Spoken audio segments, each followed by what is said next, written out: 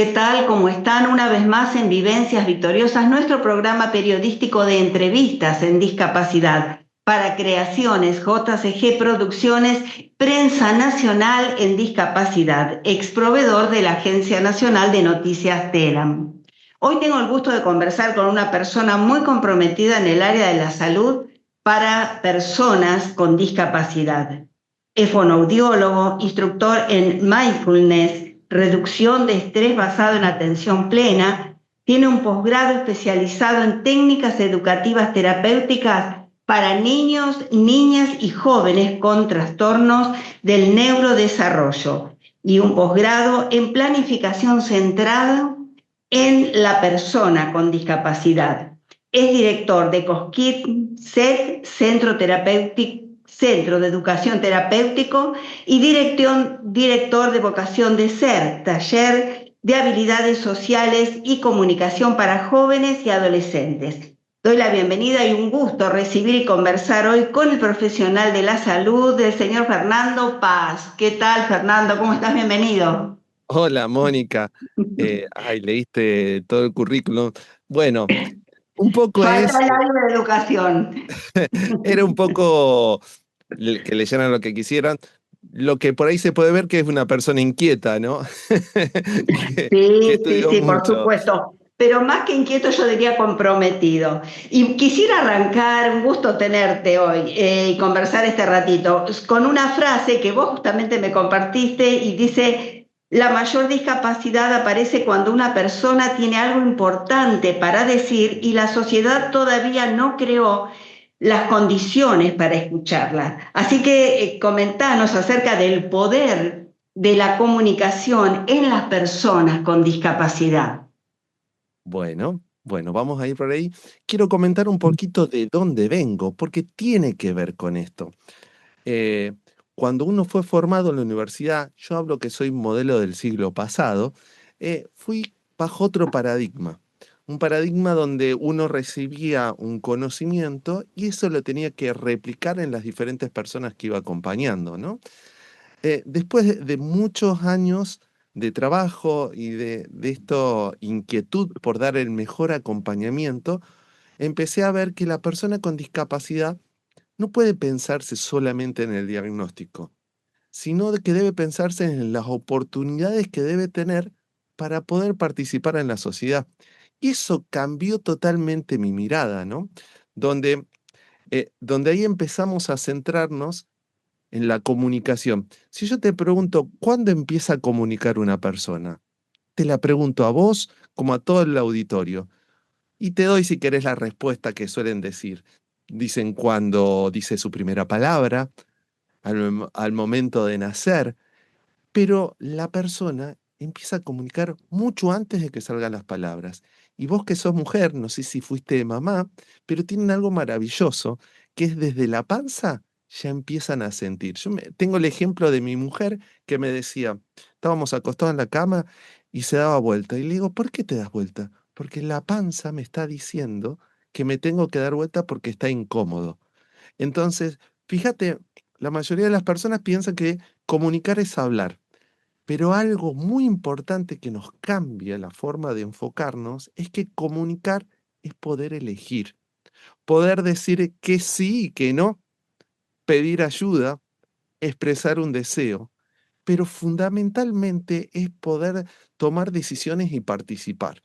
Desde ese bebé que estaba dentro de la panza, ya estaba pidiendo, cámbienme de lugar, por favor, que estoy incómodo. Y por ahí lo que me pasó a mí en mi formación es que uno, por aferrarse a un saber, trata de replicar eso que tiene con todas las personas y deja de lado a la persona que tiene al frente y se pone en su ego, en agarrarse de lo único que puede, ¿no? Entonces, empezar a pensar que cuando una persona no puede comunicar, no pierde las palabras, pierde oportunidades. Eso me parece como súper transformador en lo que a mí me pasó, ¿no? Como terapeuta, como fonoaudiólogo. Yo venía, bueno, vamos a tratar de fomentar los problemas articulatorios. Y después me tocó acompañar a personas con discapacidad, con trastornos del neurodesarrollo. Y ahí empecé a ver que lo fundamental era que puedan expresar su deseo.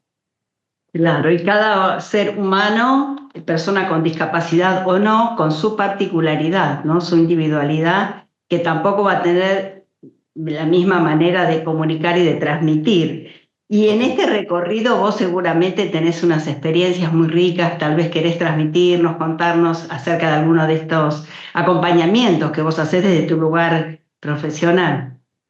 La verdad que, vuelvo a decir, soy modelo del siglo pasado, entonces uno va incorporando un montón de experiencias y de un montón de acompañamientos donde a uno le devuelven el sentido al trabajo. Eh, Dentro de mis redes sociales trato de ir contando un poquitito de estos ejemplos, ¿no? Pero puedo decir, Agustina, me acuerdo una niña con diagnóstico de parálisis cerebral. Y todos me decían, bueno, ¿qué vas a, si no habla, no comunica? ¿Cómo que no comunica? Le decía yo. ¿Cómo que no va a comunicar? Todos comunicamos. Eh, Cuando vos decís, ya no comunica, esa persona no va a comunicar. O sea, desde ahí ya vos estás cerrando la puerta a la otra persona, a que pueda expresar algo. Entonces, fuimos con Agustina, una niña con altas necesidades de apoyo, parálisis cerebral, muy poco, muy poco movimiento, pero ella, cuando empezamos a jugar y le empezamos a dar elecciones, ella empezó a elegir, empezó a decir que quería, que sí, que no. Y entonces empezamos a probar sistemas comunicativos alternativos. Costó.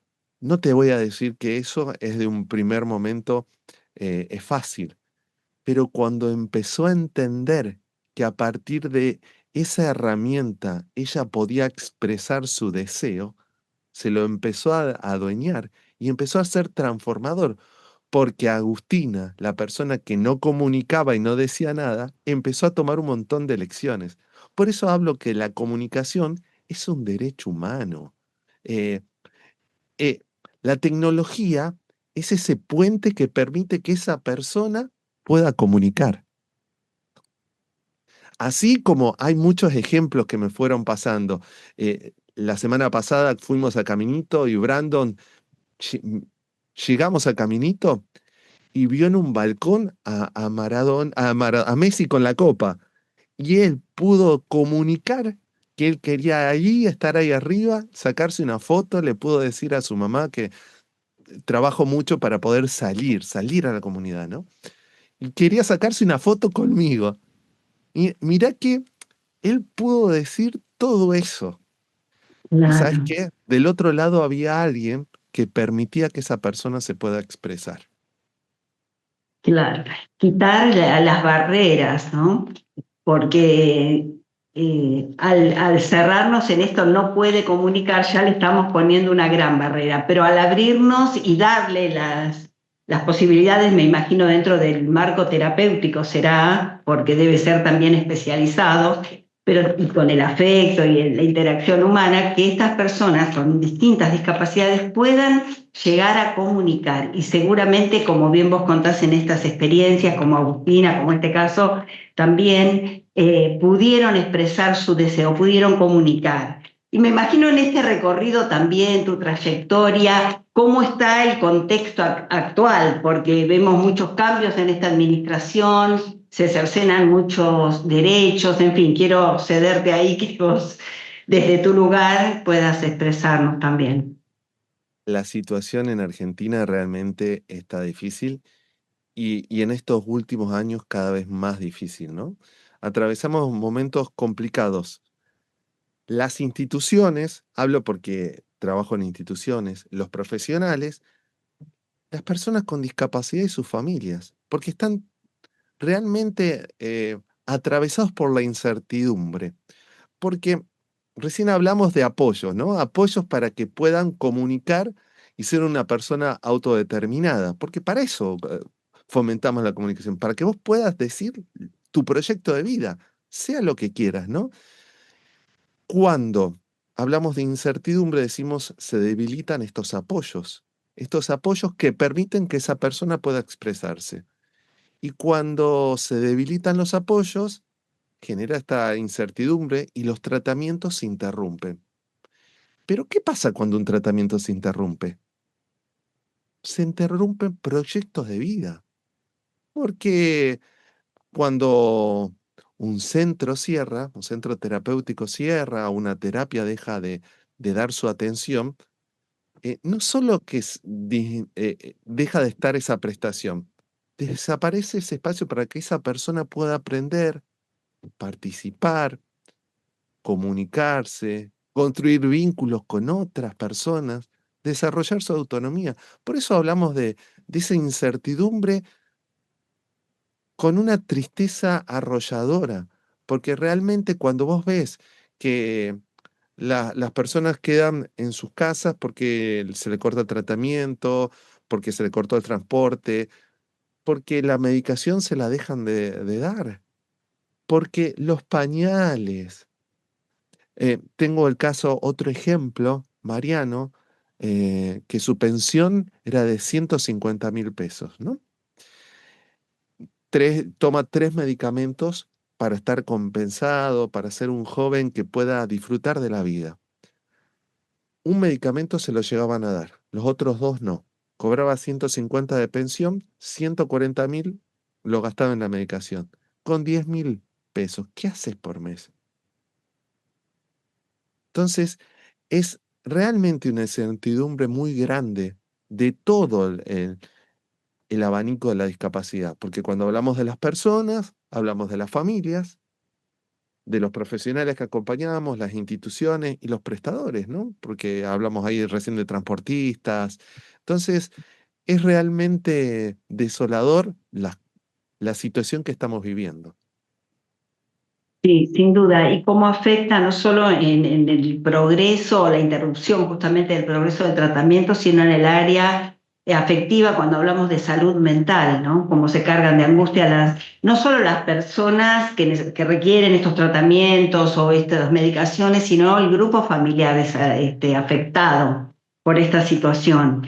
Qué Hoy hablaba, importante, perdón, sí, ¿no? Hoy, ¿no? hoy justamente un caso, la mamá de Francesca. eh, Francesca no encontraban la medicación justa y empezó a desregularse. Y la mamá, angustiada totalmente, me mandaban fotos, me mandaba videos en la cama. Perdón, ¿no? El ejemplo. Pero si vos veías una película de terror y de posesión, algo así, podías decir que una chiquita estaba en un brote, más o menos podría decir como de esa película, ¿no? Imagínate cómo estaba la salud mental de la familia, porque la veías a tu hija sufrir, que ya tenés el sueño de hijo deseado y el hijo que tenés que arropar, y la ves en esa situación. Me dice, hoy estábamos hablando, y me dice, la verdad, ir a la psicóloga y después ir a la psiquiatra para mí fue lo mejor que me pasó en este momento. Claro, porque realmente son situaciones extremas, porque uno se carga de esa angustia y por eso también el aumento de casos y de episodios como de desborde en esta, digamos, en esta área de salud mental. Qué importante es la incidencia de las políticas públicas y qué momento tan difícil, tan oscuro y de tanto retroceso que estamos viviendo en este momento en nuestro país en cuanto a las políticas públicas en salud y especialmente en salud mental también y en las personas con discapacidad. Por eso está y se aprobó la ley de emergencia en discapacidad, aunque no se ha implementado. Y la verdad, realmente fuimos al Congreso, se aprobó, después el Ejecutivo mandó una contraorden, volvimos. La verdad que tuvo un mayor de cantidad de votos aprobado por todos los bloques y, y es triste, ¿no? Porque necesitamos políticas públicas que vuelvan a mirar a la persona con discapacidad, pero como ciudadanos, no como beneficiarios, como ciudadanos. Qué importante ver a la persona como alguien que va a aportar a nuestra comunidad. Por eso hablamos de que la comunicación debe tener un lugar central, protagónico, porque garantizar la comunicación es garantizar la participación, eh, garantizar esa participación, pero como ciudadanos. Eso es lo que vuelvo a decir. No es que te doy lo que me sobra y vos arréglatelo. No, es una persona que tenés delante tuyo y que tenés que acompañarla para que darle las mejores herramientas.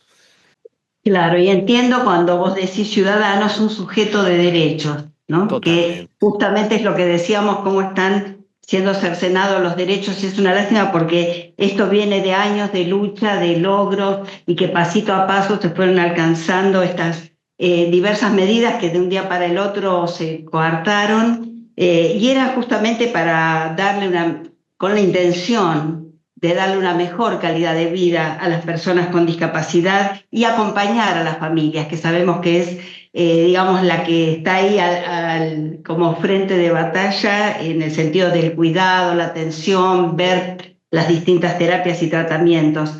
Fernando, qué gusto conversar con vos. No sé si querés agregar algo más. Con respecto a esto de lo que vos estabas diciendo, la verdadera inclusión ocurre cuando una persona está presente, pero también cuando puede comunicarse, participar y decidir. Esa es la verdadera inclusión.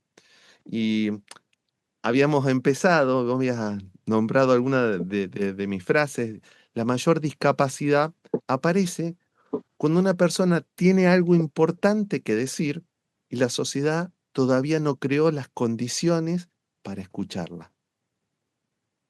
Ese es el foco que hay que tener. Las personas con discapacidad tienen cosas para decir y nosotros como sociedad tenemos que crear las condiciones para escucharla.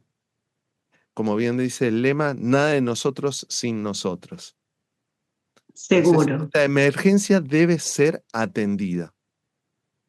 Sí, y viste que cuando van pasando los meses se va como agravando la situación, por eso quise mencionar también lo que es el área de la salud en general, salud mental y discapacidad, porque creo que están también interrelacionados y, y no podemos, digamos, como fragmentar a los sujetos, a las personas que necesitan ser atendidos íntegramente y transversalmente, porque también las áreas culturales, deportivas, en fin en este momento están severamente castigados y sancionados sin tener por qué, al contrario, siendo quienes deberíamos más atender y cuidar.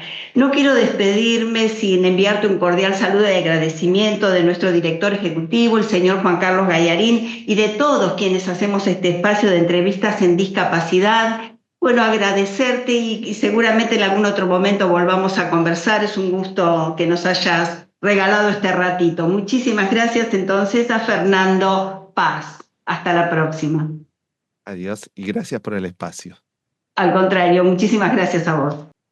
A nuestros amigos y a nuestras amigas les recordamos que pueden encontrar el programa JCG Discapacidad Nacional en YouTube, TikTok e Instagram. Allí pueden suscribirse, poner me gusta, compartir el material para su información y difusión y también dejar sus comentarios. Muchísimas gracias por acompañarnos y será hasta la próxima si Dios quiere.